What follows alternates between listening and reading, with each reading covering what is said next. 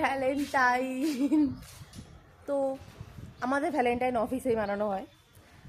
সরস্বতী পুজো, তারপর কি বলো না, 1 জানুয়ারি সব আমরা, নিউ ইয়ার সব আমরা অফিসেই মানাই।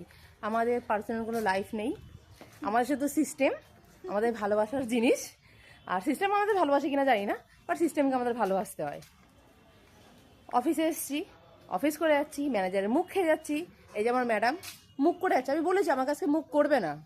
আউ বললাম আজকে ভ্যালেন্টাইন ডে দিন একটু খাওয়াও, নিজে নিয়ে এসছে ধোসা, ঠিক আছে, আমাকে কিছু খাওয়ালো না। বেকার বেকার আমি ওনার সাথে গেলাম।